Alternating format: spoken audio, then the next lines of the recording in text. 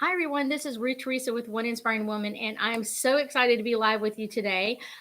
We are doing ghost stories. Ghosts are something that I deal with on a daily basis. I see them everywhere I go, so that's kind of the fun part. So, one of the things that we're going to talk about today is some of the ghost stuff that happens and maybe some ideas or suggestions that would help for you. I always tell people, especially when they do one of my psychic 101 classes, is what I'm gifting you is the opportunity to have different tools in your arsenal of what is going to work. So if this didn't work, let me try this. If this didn't work, if this pair of pliers didn't work, maybe I can try a screwdriver. If the screwdriver didn't work, maybe I can try a hammer. So kind of giving you some different ideas or suggestions that you can try with different ghosts. So we were talking yesterday about several ghosts that I have in the house, in my house. I deal with ghosts all the time. I was talking to a client earlier this morning who was having some issues with some strange sounds in their apartment. And they were kind of like, I'm not really sure where it's coming from. And as I connected with her energy and then connected to her apartment, it's one of those, I could feel that there was a ghost energy in there. And the apartment complex that she lives in now, even though it's in a really nice area now, it was not in a nice area about 10 or 15 years ago, and the apartment complex has been there for quite a number of years. So some of that energy just kind of ends up staying in that um, um, area. So part of it is that there was someone whose energy right before they passed, like knocked on that apartment. Granted, it was 15 years ago, it was still there. It was still viable. It was the energy was still there. So it's kind of an interesting phenomena to have that happen, and it can be a little creepy and it can be a little scary, but there's a couple of things that you can do. I often tell my clients that one of the things that I love doing that can really amp up the energy somewhere so ghosts are not as likely to bother you, especially if they have lower energy, is putting a salt lamp. So putting a salt lamp in an area where you have ghost activity can really help and really downplay some of their energy, or have them like almost like a force field, not be able to get too close. If the ghost has good energy, it's not going to affect them near as much. So it's one of those, like, if you still want grandma to show up, that's okay, but you may not want this negative ghost energy or lower ghost energy to come in and bother you. So I'm going to do a couple of sprays with my spray. This is a protection spray that I'm going to be mailing out to her. Like I've said, this is called Serious Business Elixir. This is my number 3. So it's one of those, it's really interesting that just something like that, some things that are some of the waters that I do or some of the protection sprays that I do actually can amplify and clear out that energy really easily. It can help stale or stuck energy and kind of clear up and lighten that area so they're not coming there anymore. And then sometimes um, I like telling the story is like when my family went to Gettysburg many, many years ago, we had a great time. And my husband kept saying, like, you're really distracted. Why are you so distracted? And I was seeing all the ghosts that were there. There were hundreds of thousands of ghosts that were hanging around. So it was kind of interesting to be in their energy. Um, but at the same time, they're they are, some of them were aware that they had passed and some of them were not aware that they had passed, and that's kind of all about their beliefs and what they brought into that other world. I would have them gather up in groups. At first I was doing 2 or 3 soldiers at a time that were ready to let go and ready to move forward, and I told them, I was like, y'all have got to get in some bigger groups. This is just taking too long. So you can help them release that energy if the ghost ask for your help or ask for you to assist them in some way. So that kind of makes it a little bit easier to remove their energy from somewhere if they're willing to do that. They do have to have a comprehension, and usually that comes with time, that they are ready to move forward, or they're like, I don't want to leave because I'm missing my mom or my dad or my fiance, my wife, my children, whatever it is. And sometimes they don't even realize how much time has passed. Time on the other side does not really exist the way it does for us here in on Earth. So that can be something that can be overwhelming for them. If you have any ghost questions, please ask me. I will, not anything personal, I'm not connecting to any ghosts, but if you have any generalized ghost questions, anything that you would like for me to answer, um, ghost issues or kind of some situations. One of the other things I deal with that a lot of people don't always know is that I can communicate with your pets that have passed. Um, it depends on their brain function. If they're higher brain energy, like if you had a lizard, sometimes I can and sometimes I can't. If you have a bird, sometimes if they're higher functioning, able to communicate, I can. Dogs and cats and horses are usually pretty easy to communicate with. They're a little bit higher brain function in some areas, especially in communication, so that makes it a little bit easier.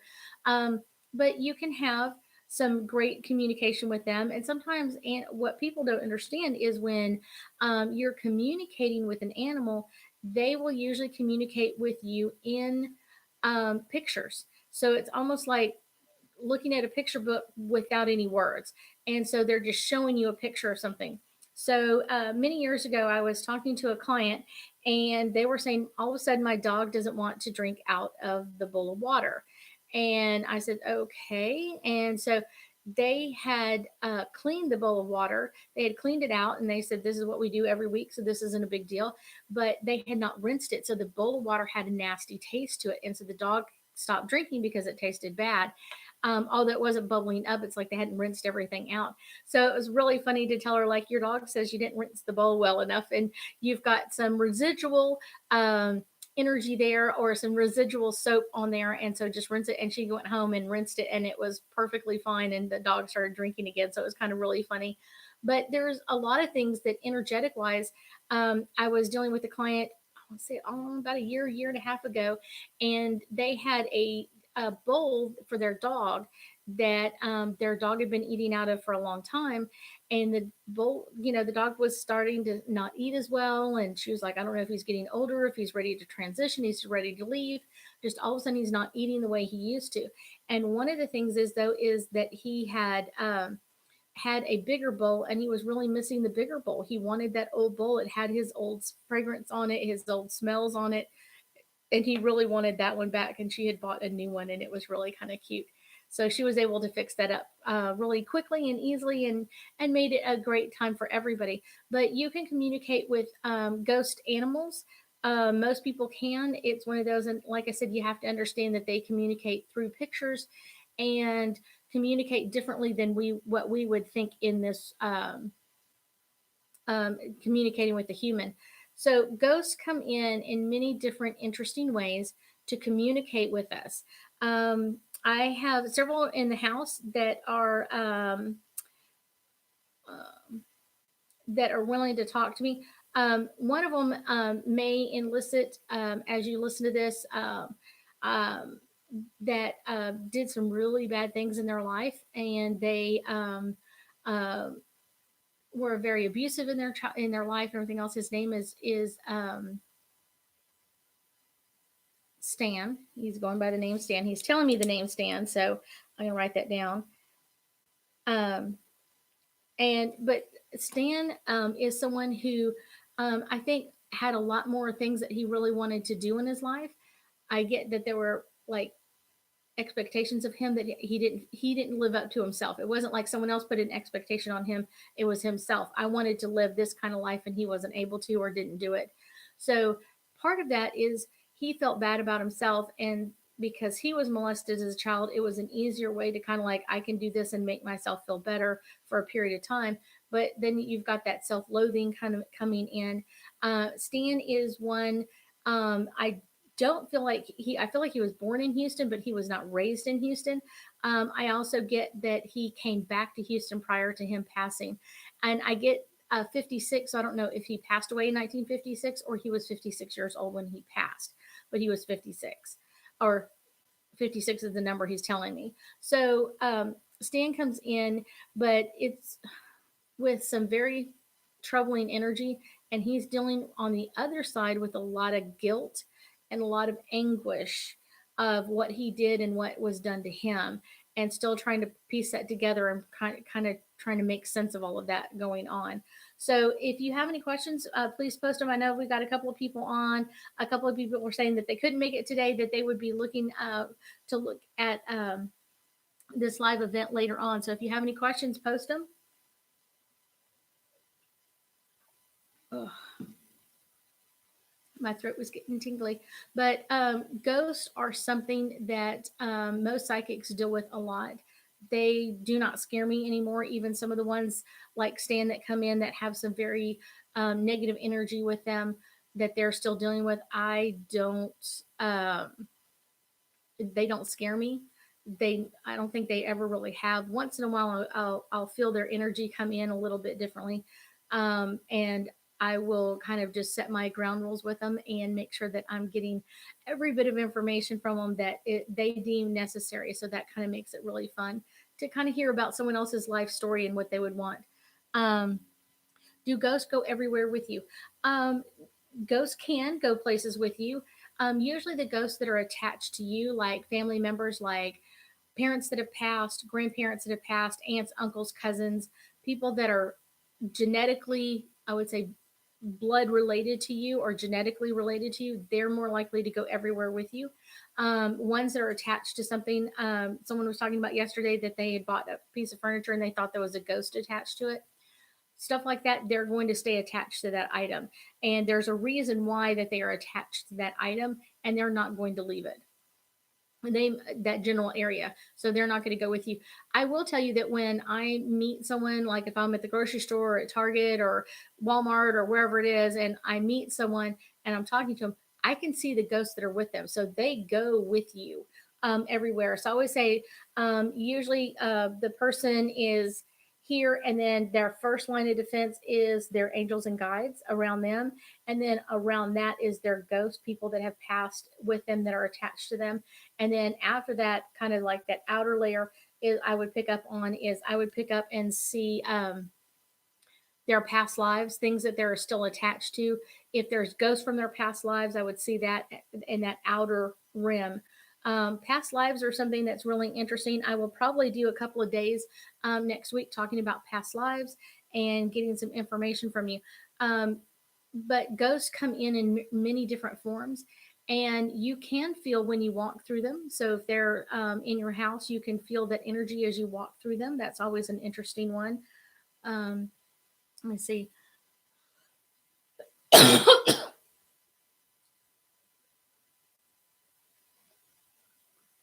um, when someone first passed, I always like I told you yesterday that they go through a life review, and then after that they'll come and stay with you, and they will check in. I call them almost like popcorn. They'll kind of pop around to different people.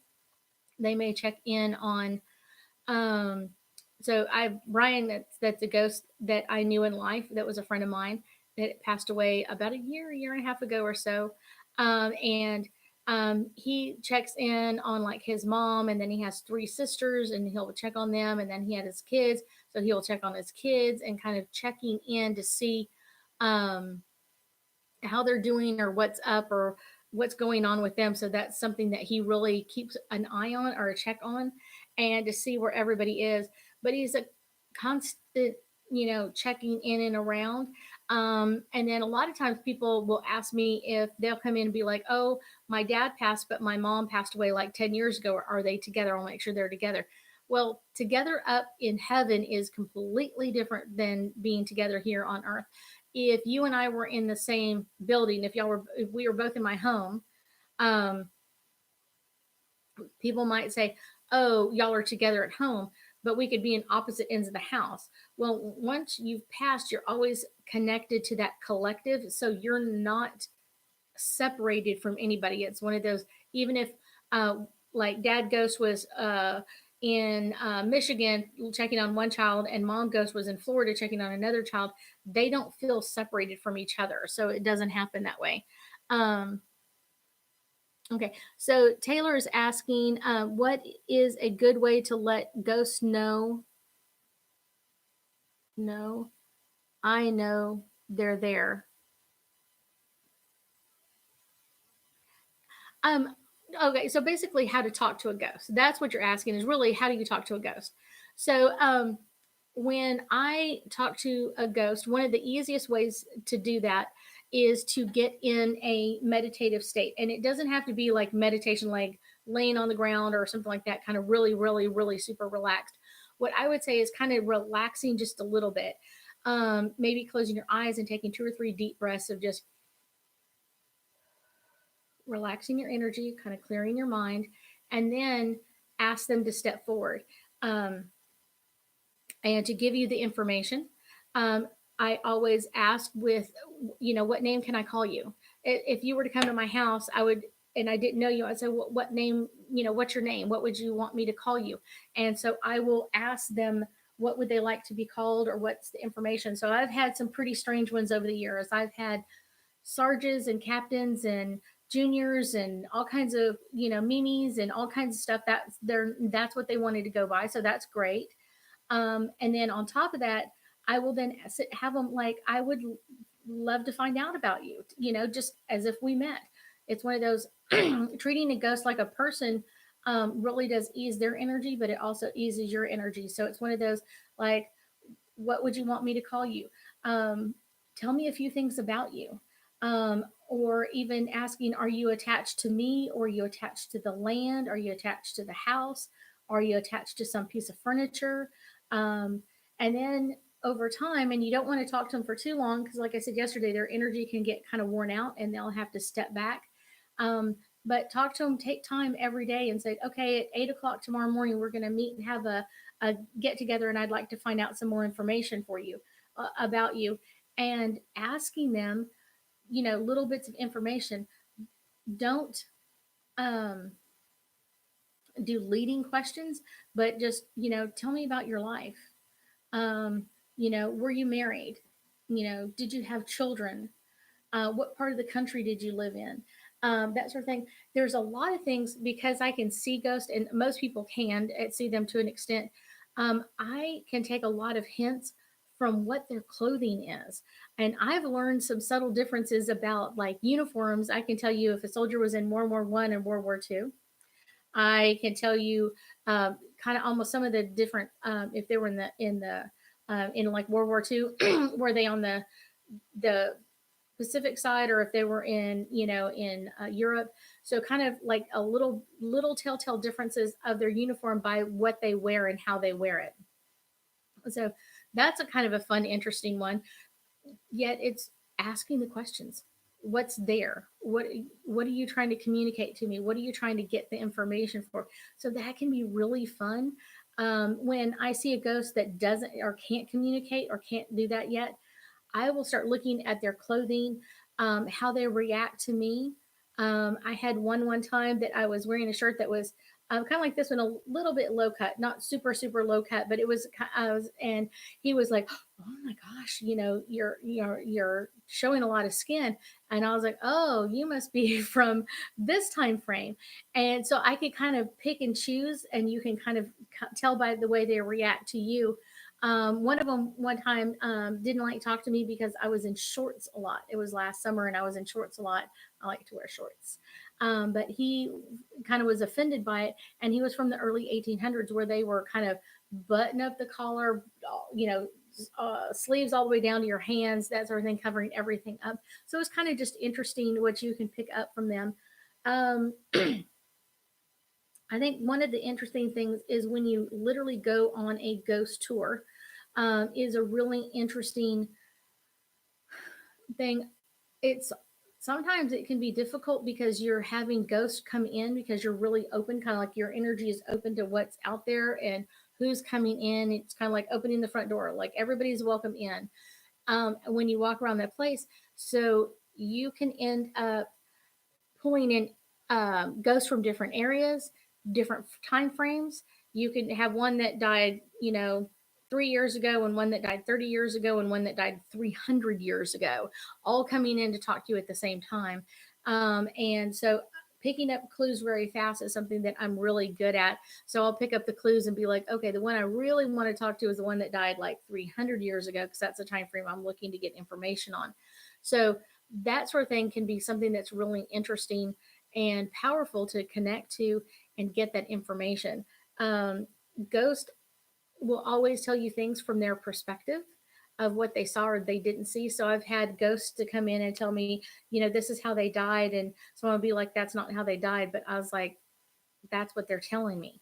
That's what they saw, or they didn't see it coming. A lot of times ghosts don't always see it coming. Um, See how they passed, see how that information came through. They just know that they passed. Is there any other questions or anything else I can answer about ghost, or anything else I can tell you about? Ghosts are my number one thing that I love talking to.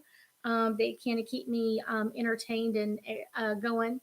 So, and I also used my ghosts for different activities. So I have some ghosts that come in and help me with my business sometimes.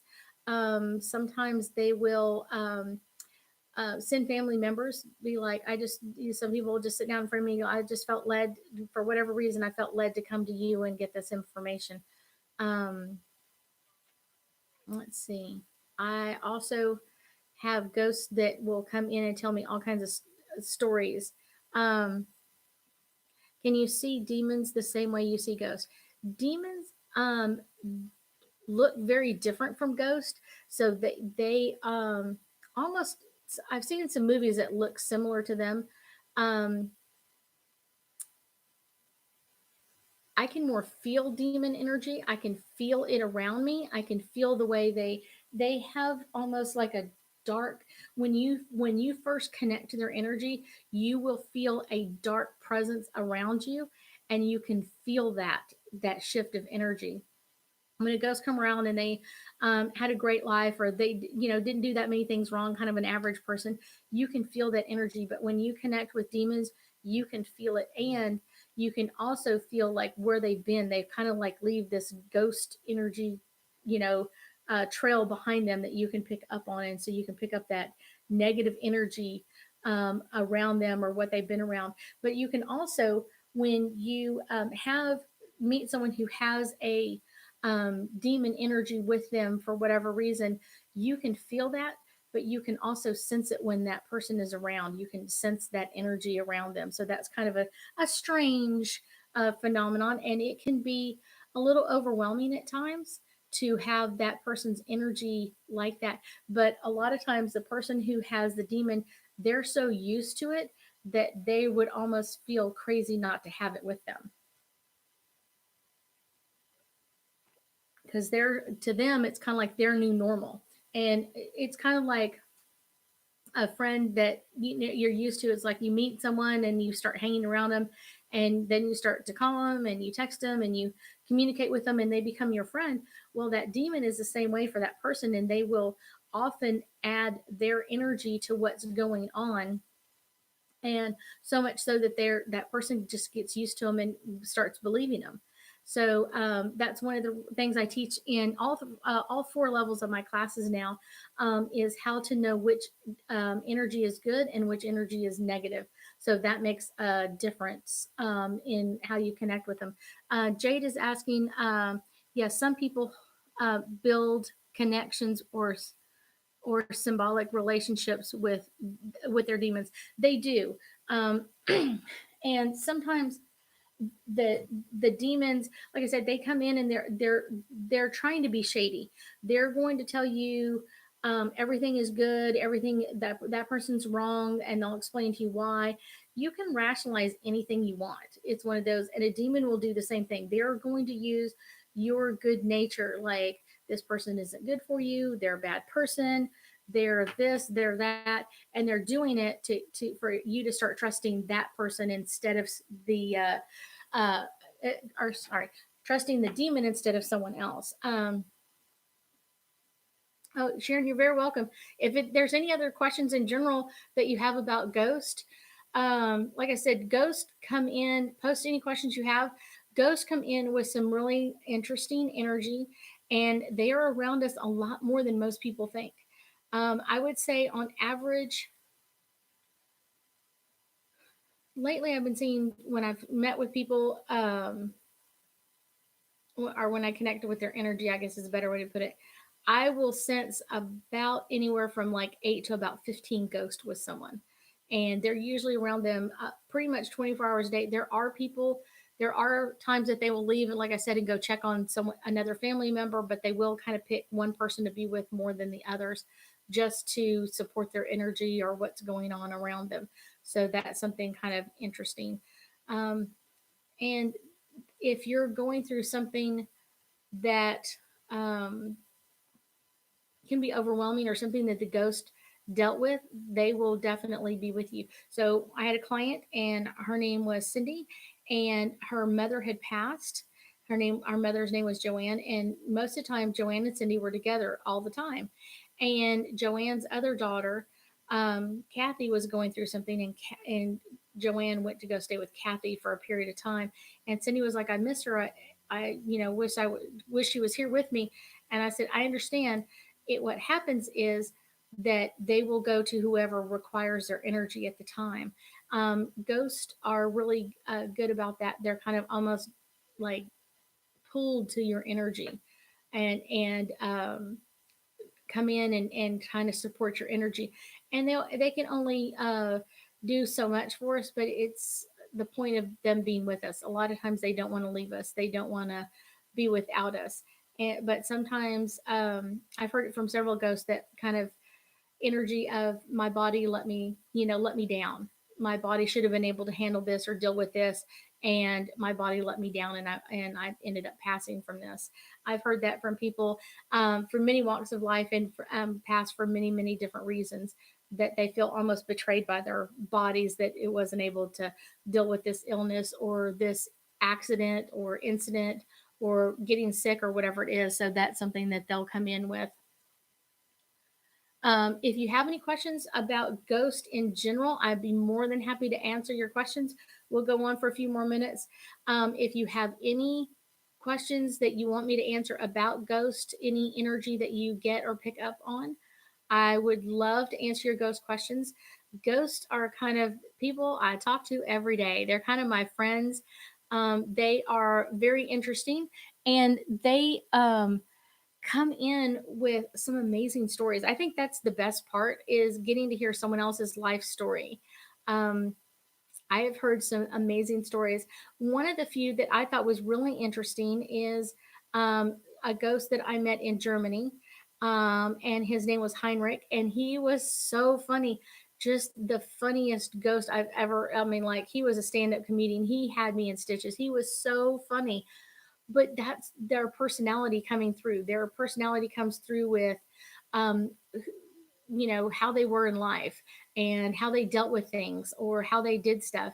And Heinrich was a little boy. He was probably about 12 or 13 years of age, so still very much in that very mischievous stage.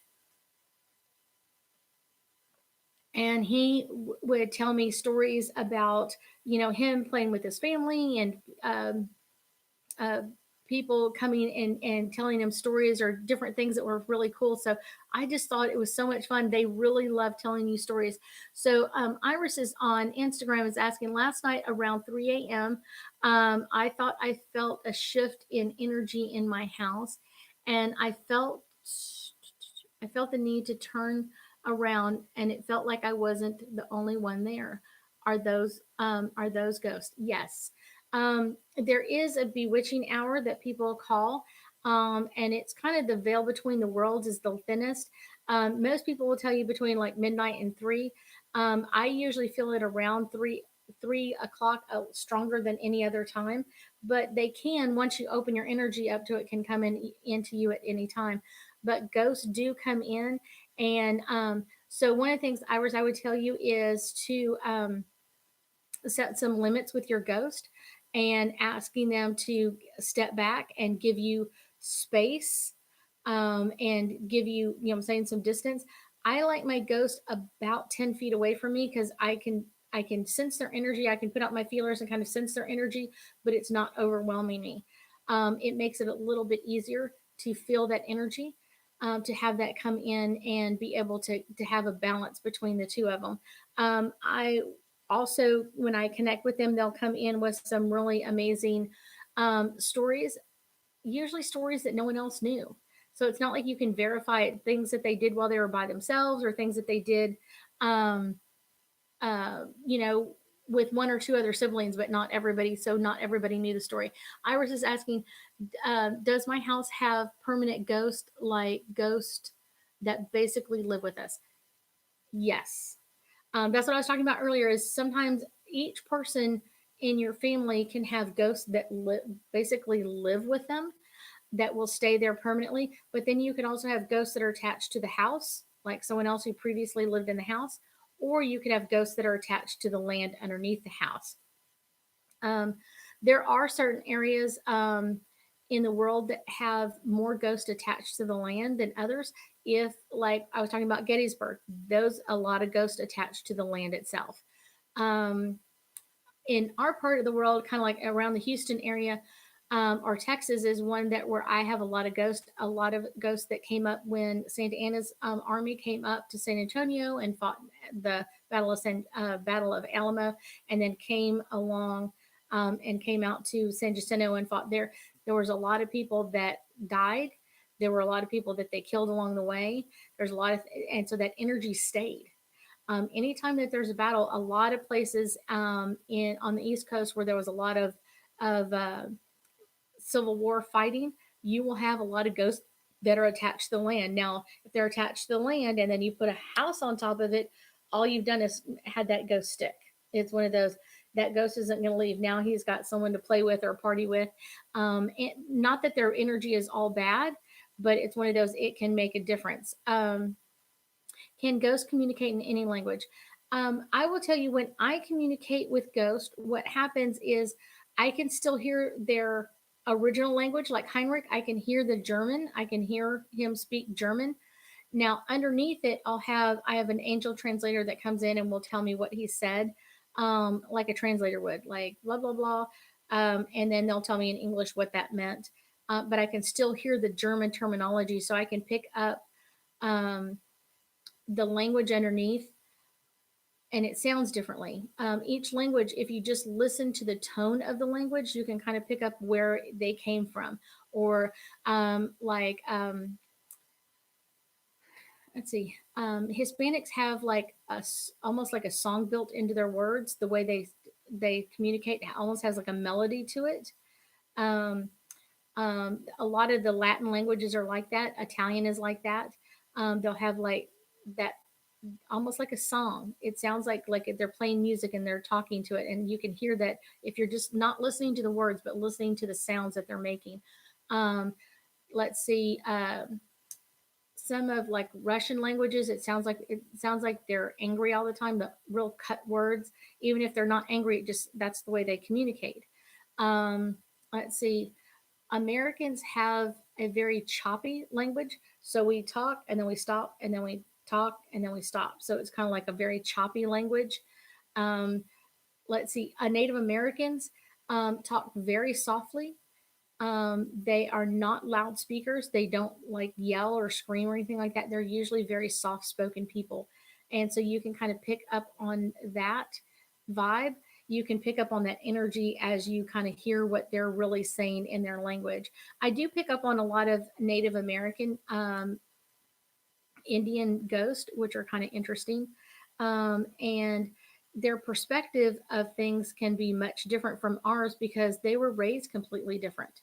Even if someone is in their 80s, I can relate to them even if I'm in my 50s, or I can relate to someone in their 20s, because we kind of grew up a little bit similar, where Native American people are completely different. They're taught to value things differently than we do in America. So we're taught different ways. And so that comes across differently. Some cultures are that way. And you'll pick up that energy from Ghost. When I pick up energy from Ghost, I will tell you that number one, they'll usually ask about their family. And if I can find out information, I will do that about their family and kind of let them know that history. Any other questions about Ghost? Any other questions that you might have anything to do with? Next week, I will probably be talking about past lives and how that can change our perspective on things. Past lives are really interesting. I don't know how many days yet I'm going to be talking on it. I will be on noon. So once I get that kind of my schedule of what I want to talk about each day, I will do that. If there's no other questions, I love y'all so much for joining me. If y'all have any questions, I may do another ghost one at another time, but I will let you know. I so appreciate you and so glad that you came to talk to me. Have a great one.